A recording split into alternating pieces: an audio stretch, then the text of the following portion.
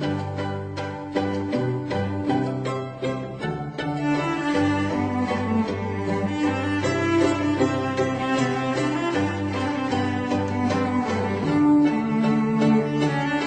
tal, estimados estudiantes? Bueno, nuevamente juntos en esta oportunidad, clase número 6, para hablar del yo y su relación con la identidad.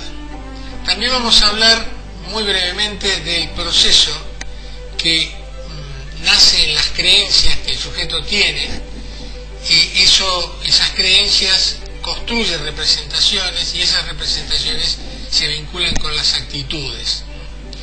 El yo es la sede de la identidad y es una instancia virtual que articula estos que hemos dado en denominar rasgos de la personalidad. Si tenemos una serie de conceptos que no son idénticos pero están relacionados.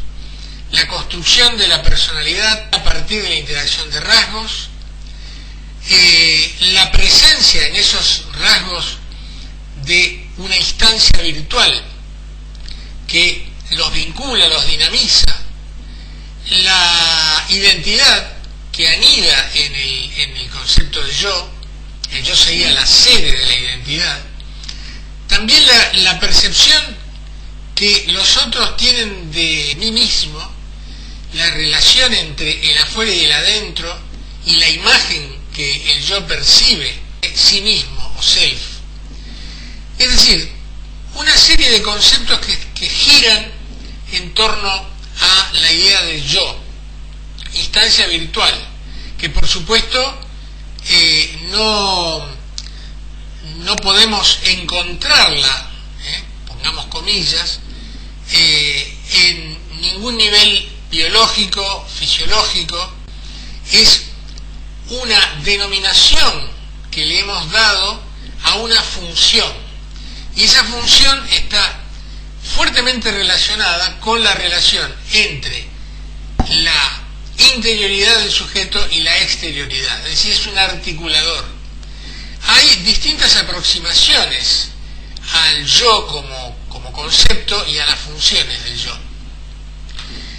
Las que vamos a abordar, porque no podemos abarcarlas todas, digamos, pero las dos que tienen mayor presencia son la psicodinámica, que está más vinculada quizá a la idea del psicoanálisis, y por otro lado la que está más relacionada con la psicología en general, o la psicología cognitiva, que es el concepto de yo como una instancia con una función de percepción de la realidad, de construcción de parte de esa realidad, porque ustedes saben que la realidad es en parte percibida y en parte reconstruida en ese momento mismo de la percepción. Acá tendríamos que decir, entre otras cosas, que la percepción puede definirse, la percepción de un hecho, de un objeto, la percepción de un sonido, de un estímulo, del otro, de una palabra, y puede definirse como la interpretación de la sensación. La sensación es a nivel biológico, es a nivel físico. Yo percibo calor, percibo frío, percibo un sonido, percibo luz, percibo algo. Ahora, en esa misma percepción está incluida la interpretación. Es más, la percepción es la interpretación que hace el sujeto de la sensación. Entonces, tenemos un estímulo y tenemos una recepción de ese estímulo. Ahora, en el ser humano esa recepción está filtrada por la interpretación que se hace, y a eso le llamamos percepción, ¿sí? Vamos a ver, ustedes están viendo ahí en pantalla algunas definiciones. El yo puede ser pensado como una instancia perceptual, acá está la palabra, sede de la identidad del sujeto. El yo surge como constancia de mismidad, por contraposición de lo que percibo como más allá de mis límites. el yo tiene sus raíces en el cuerpo. Esto es interesante como concepto. En el caso concreto de la teoría psicoanalítica, por ejemplo, Freud pensaba que el yo primitivo era un yo corporal. Y esto porque es en la percepción del cuerpo propio que se construye la imagen de la mismidad. Y esto es así, incluso si lo abordamos desde el punto de vista evolutivo. Por ejemplo, se cree que el niño pequeño percibe lo displacentero como ajeno a él, como parte de un no yo. La paulatina integración de las partes, entre comillas, disgregadas del cuerpo, percibidas como disgregadas, justamente es una de las funciones de la construcción del yo. Porque habría, en ese caso, un cuerpo fragmentado primitivo. Desde esa visión psicodinámica, digamos, el niño todavía no tiene un esquema corporal propio. Estamos hablando del niño de meses.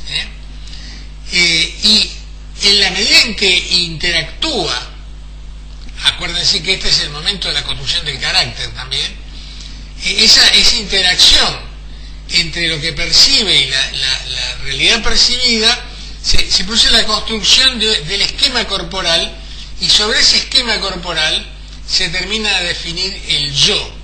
Es decir, que hay un soporte corporal primitivo sobre el que se construye el yo. Por eso nos percibimos como yo, inevitablemente vinculado a nuestro cuerpo, ¿sí?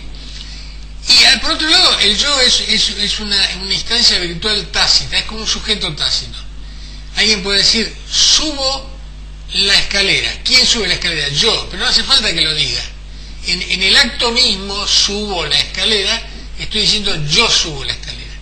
Es decir, que cuando yo enuncio una acción, cuando yo me presento, desde mis rasgos de personalidad, me estoy presentando desde mi yo, ¿sí? Desde mi yo. El yo como concepto central que organiza los estímulos internos en interacción con los estímulos externos.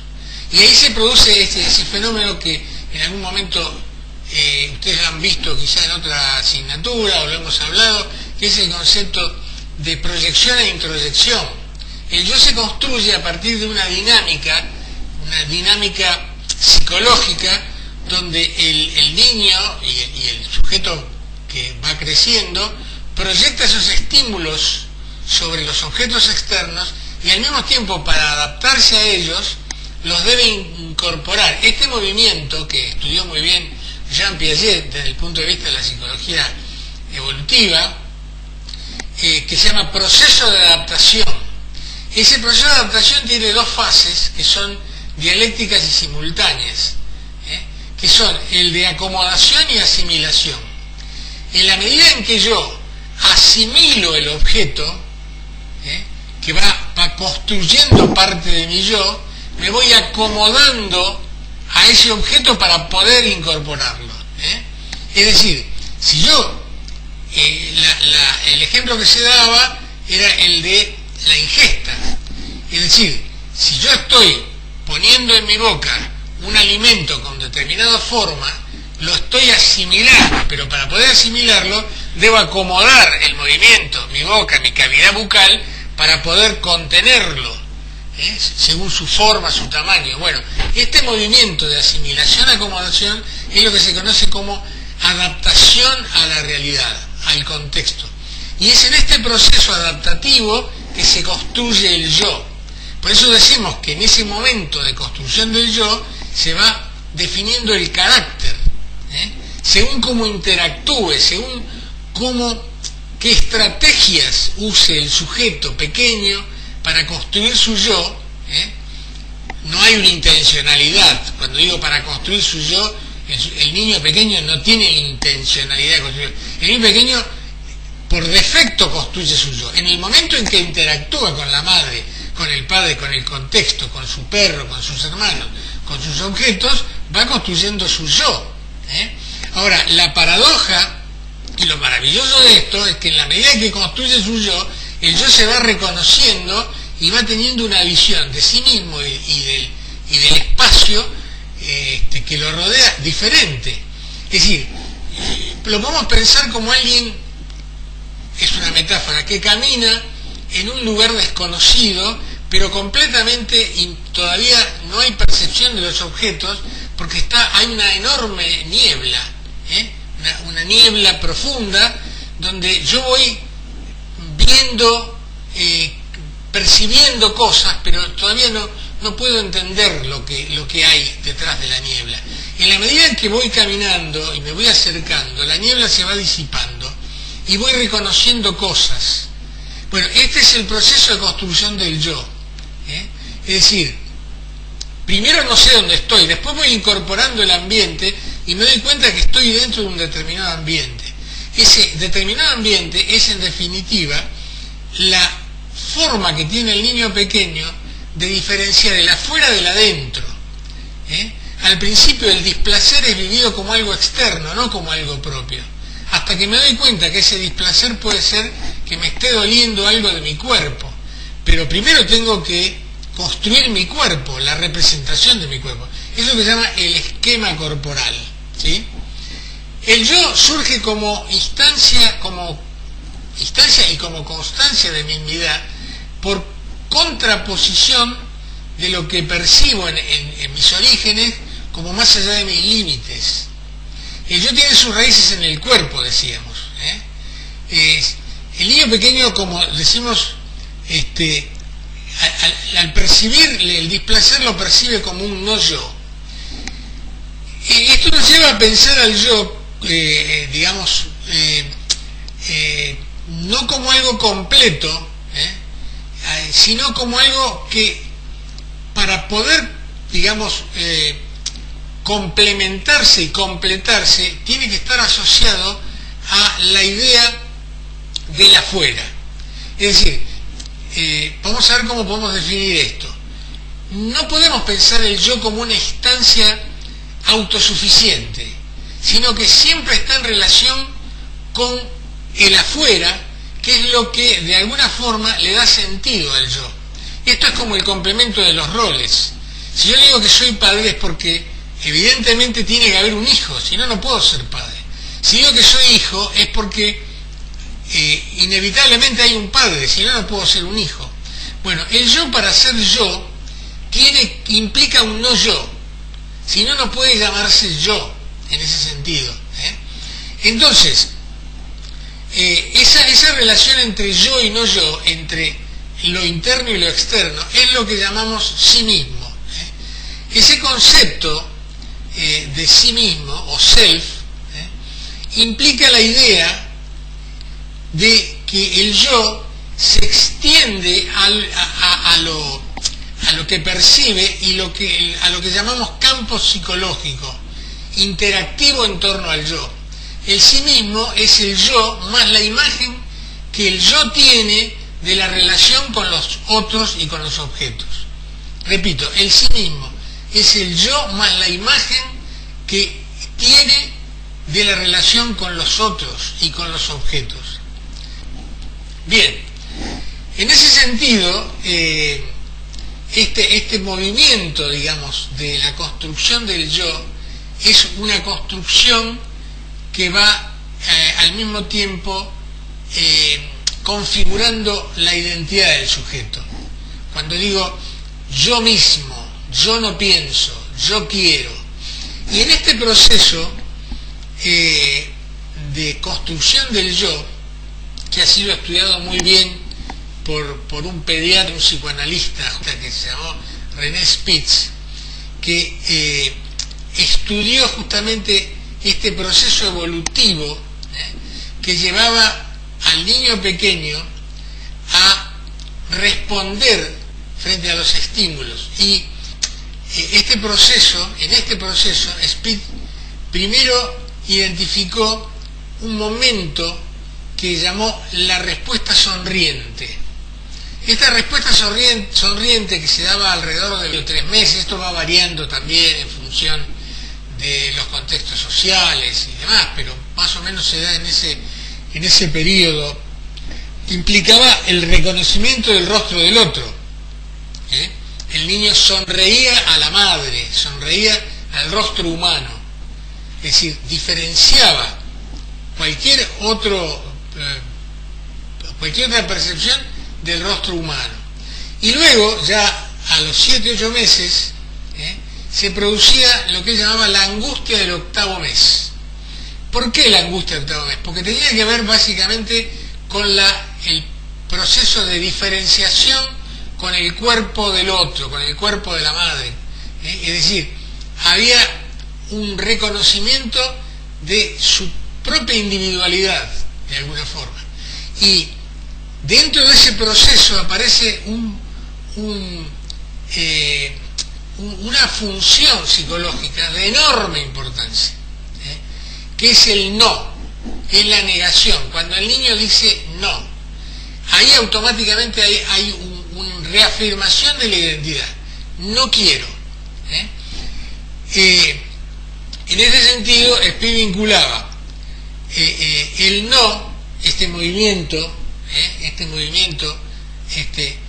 como para apartarse del objeto, cuando la madre da de comer, el niño hace este movimiento, y decía, este movimiento, si bien es cierto que está vinculado con una reacción de alejamiento, es básicamente un movimiento que está directamente articulado a una respuesta intuitiva, una respuesta intuitiva.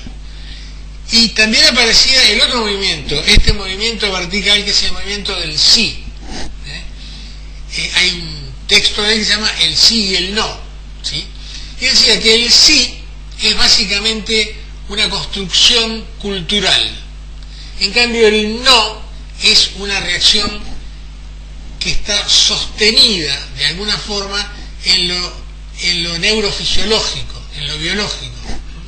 Bueno, pero más allá de esto, cuando el niño se reconoce como un ser diferente y dice no, está reafirmando su identidad, el yo ya está construido de alguna manera. El rudimento del yo es el decir que no, la importancia del decir que no.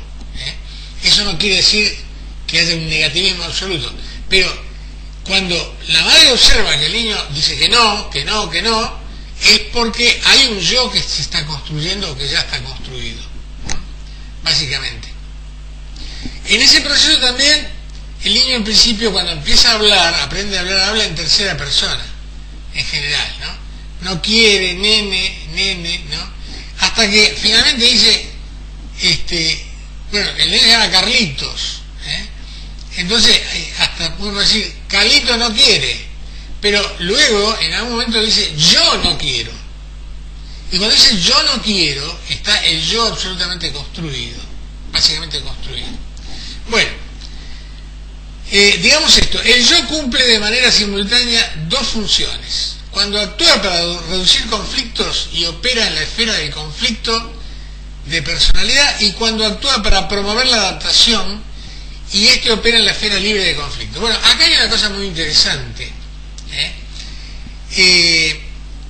En principio, desde una perspectiva psicodinámica vinculada a la escuela psicoanalítica, se pensaba, de alguna forma, si bien es cierto que hay distintos momentos en la historia de los conceptos psicoanalíticos, ¿no?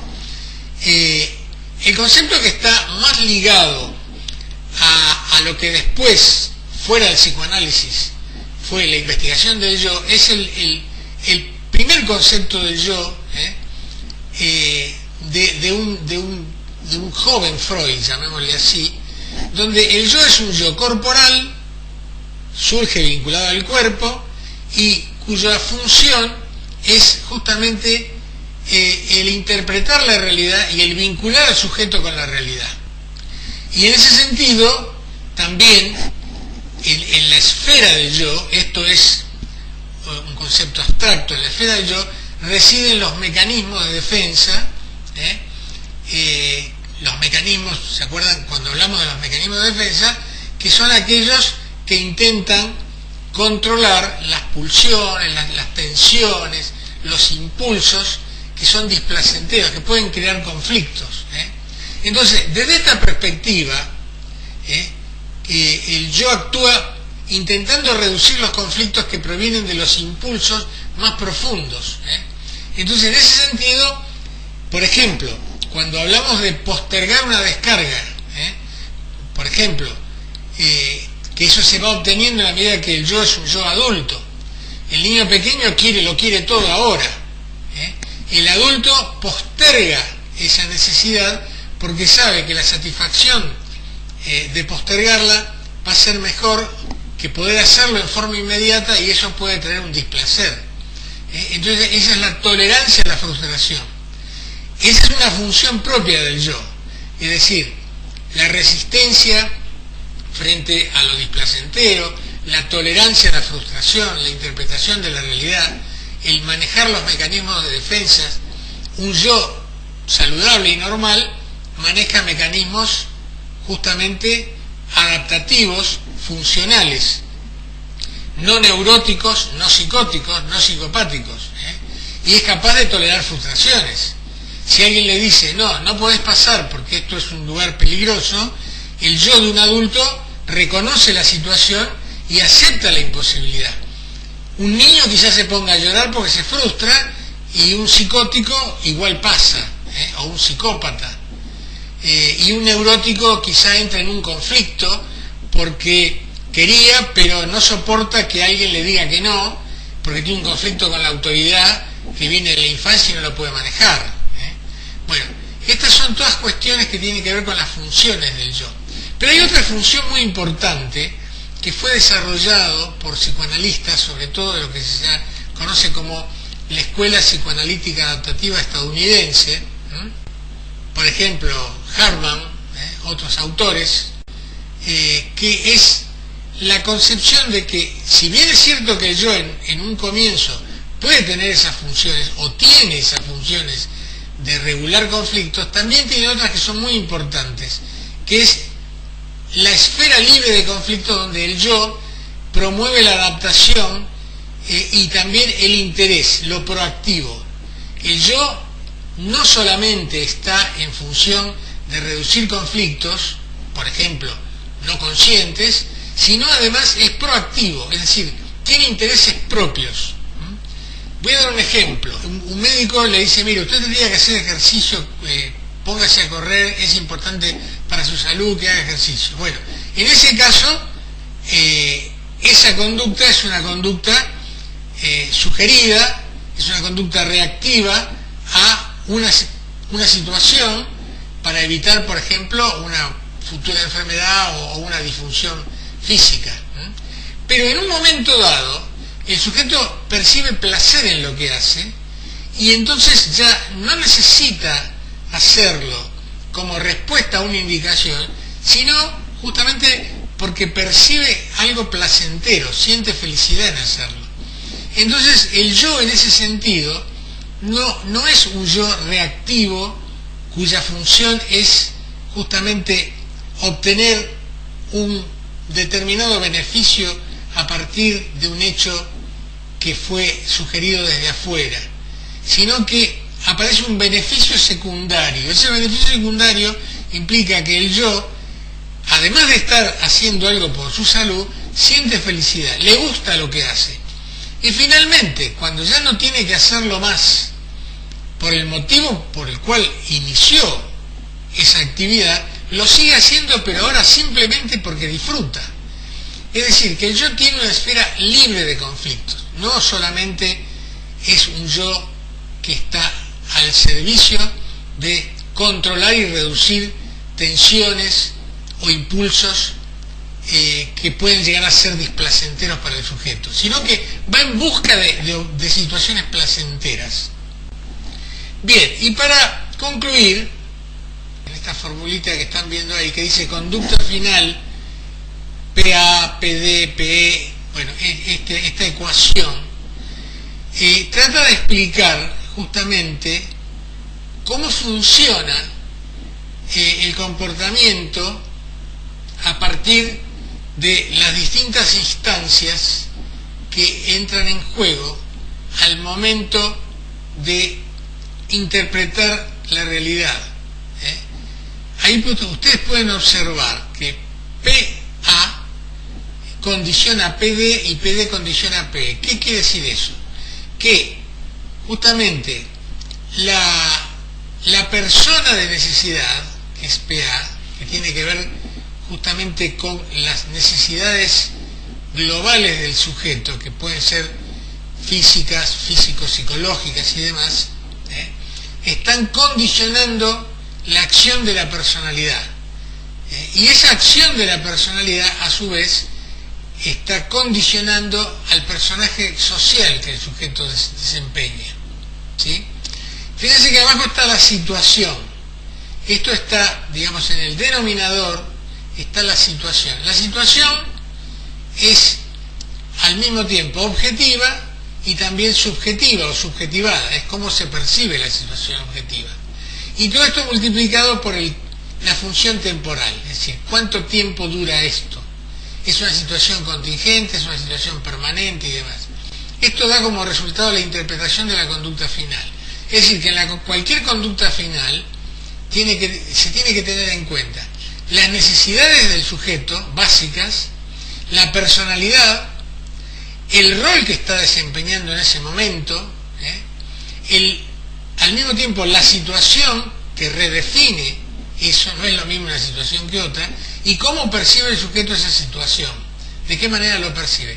Y todo esto multiplicado por si la situación es por única vez contingente o es una situación crónica, permanente. Todos estos elementos que vamos a ver más adelante nos explican el comportamiento final de un sujeto. Cuando uno dice, ¿por qué habrá actuado así? No entiendo, ¿por qué actuó así esa persona? Me sorprendió cómo actuó. Bueno, debemos tener en cuenta las necesidades, la personalidad, el personaje que está actuando, rol, la situación, la percepción de la situación, y si eso es una cuestión puntual o si ya venía esto mucho tiempo y fue la gota que rebalsó el vaso, ¿sí? Y finalmente, para terminar esta apretada síntesis,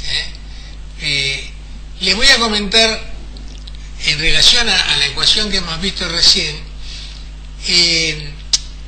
cómo se construyen las actitudes, porque finalmente esa ecuación nos da como resultado un comportamiento, y ese comportamiento es siempre un comportamiento actitudinal. Es decir, yo tengo frente a una situación una determinada actitud, a favor, en contra, me alejo, me acerco, lo facilito, tengo una opinión, tengo un gesto, que puede ser una conducta, dentro de esa conducta puede ser simplemente más o menos emotiva, puede ser una acción, puede ser un pensamiento, puede ser una emoción, o las tres cosas juntas, desde luego. Bueno, este es un proceso que nace, justamente decíamos, persona de los intereses y las necesidades. Las necesidades son impostergables. Bueno, está el yo para decir, no, acá no. Es decir, hay necesidades que hay que satisfacerlas. Y además hay intereses que están vinculados a esas necesidades, que son necesidades no fisiológicas, no físicas, no biológicas, sino, por ejemplo, necesidades vinculadas a lo motivacional, a la identidad, a la cultura, a los intereses que tienen que ver con el sí mismo, con la identidad del sujeto.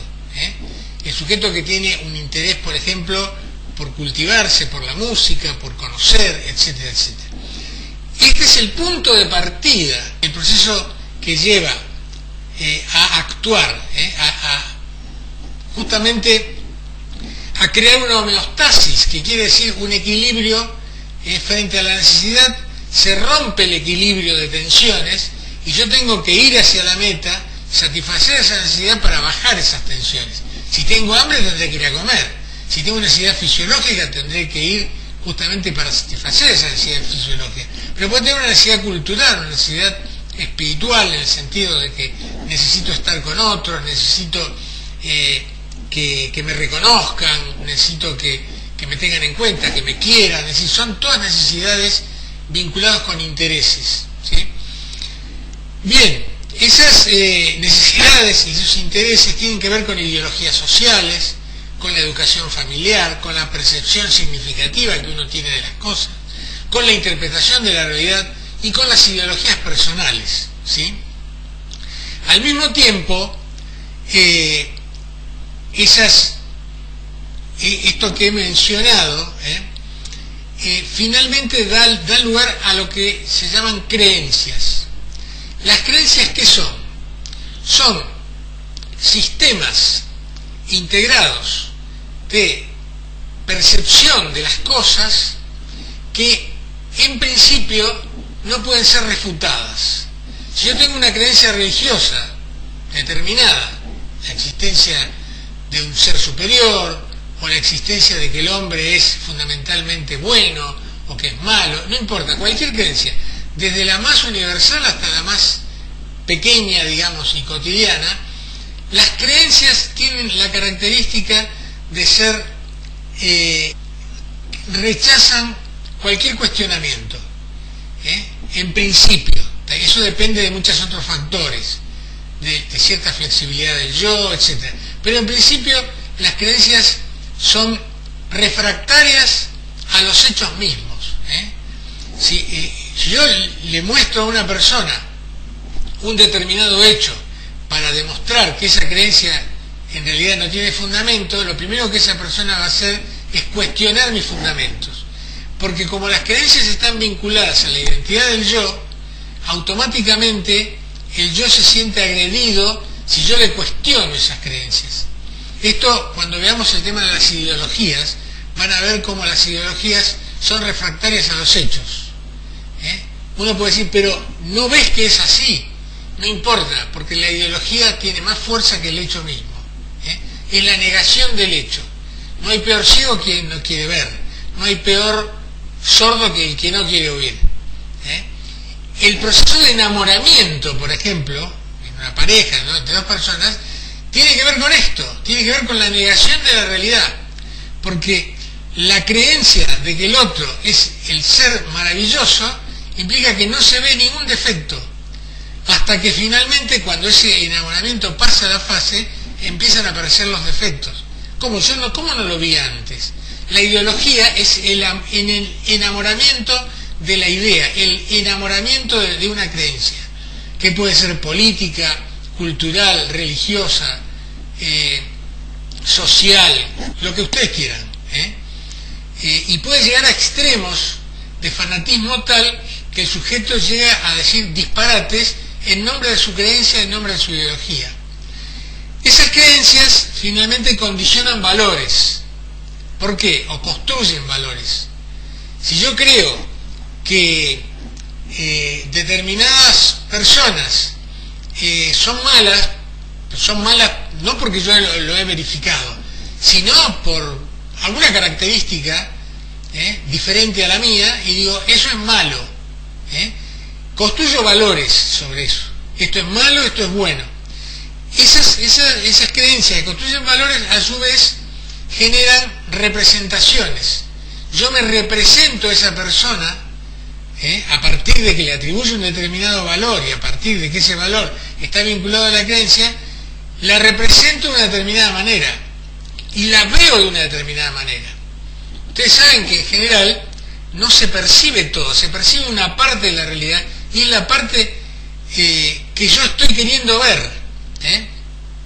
Es decir, no se ve cualquier cosa, se ve lo que estoy buscando ver. Esto es lo que los sociólogos llaman sesgo de disponibilidad y sesgo de confirmación. De todo yo voy a ver lo que me interesa ver, porque está ahí disponible para confirmar. Ah, ¿ves? Si esa determinada persona, esa persona es muy egoísta. Por ahí no tengo un elemento cierto, pero tengo un prejuicio sobre esa persona. Y de pronto, dentro de eso veo una determinada cosa, algún sesgo de conducta, que puede ser aislado y puede ser compartido con nosotros, pero esa es la disponibilidad. Digo, ahí está. ¿Ves? Con eso yo confirmo lo que pienso. ¿Ves? Ahí está. Y el otro que está al lado mío, que no tiene esa percepción del sujeto, dice, pero no, esto en realidad no confirma nada. Si yo lo conozco a esta persona, y es una persona completamente generosa. ¿Por qué? No, pero ¿ves que hizo eso? Es decir, está el prejuicio en juego. Esas representaciones generan actitudes. Las actitudes, lo que vemos de las actitudes es la fase final de la actitud, la acción. Pero la actitud tiene todo un proceso anterior que tiene que ver con el pensamiento, la creencia y demás. Es decir, cuando vemos que una persona actúa de determinada manera, esto tiene una historia que nació de sus intereses, construyó creencias, las creencias valores, los valores representaciones y las representaciones finalmente las actitudes, ¿sí? Esas actitudes entonces son tendencias por un lado y son observables por el otro. La tendencia, como ven ahí ustedes, es el pensamiento orientado, la disposición a la acción, y los observables es la acción concreta. Entonces, si yo veo que una persona es etnofóbica, es lo que comúnmente se llama discriminación racial, mal llamada racial, en todo caso étnica de una persona, o su creencia religiosa, etcétera, etcétera, bueno, voy a ver un rechazo, pero eso no es que se le ocurrió ahora, hay una predisposición que lleva a eso. Entonces, si relacionamos este cuadro que va de intereses a las actitudes, intereses ideales a las actitudes, y lo relacionamos nuevamente con lo que vimos recién, sobre esta ecuación, lo que se llama conducta final, tenemos que la conducta final, que es justamente las actitudes, deviene de la persona con todas sus intereses y necesidades, la personalidad que está construida en base a esos intereses y necesidades, pero también en base a las creencias, y también en base a las representaciones, y en función del condicionamiento del personaje. Por ejemplo, ese sujeto en ese momento tiene un rol de contralor, está controlando, controla a ver si alguien tiene un pase o no, tiene una constancia, etcétera. ¿Cómo va a actuar? Y por ahí esas actitudes que tienen que ver con ciertos prejuicios se va a comportar de manera distinta con una mujer que con un hombre, con un adolescente, con alguien que tiene una determinada cultura sobre otra cultura, que pertenece a una colectividad que no a otra, etcétera, etcétera. Y finalmente, bueno, el tema del tiempo tiene que ver con todo un contexto temporal, con toda una historia, y con la situación concreta, que puede ser percibida por el sujeto como algo peligroso o no. Esto lo vemos ahora, últimamente, con todo el tema de la crisis, el tema de la pandemia y demás, saca lo mejor y lo peor de las personas. Hay personas que son responsables y tolerantes, y otras que son personas irresponsables, y otras que son personas que surgen una actitud persecutoria, el miedo las hace actuar de tal manera de discriminar al otro, de denunciarlo, etcétera, cuando quizá no haya ningún fundamento para hacerlo. Es decir, de pronto aparecen actitudes producto de tendencias, de creencias que no estaban presentes en ese momento, pero la situación crítica sacó eso, justamente, como decimos, las crisis hacen que los mejores y los peores valores de las personas aparezcan. Bien, con esto damos por finalizado entonces esta clase. Gracias, y como siempre les digo, tenemos en disponibilidad el chat de WhatsApp.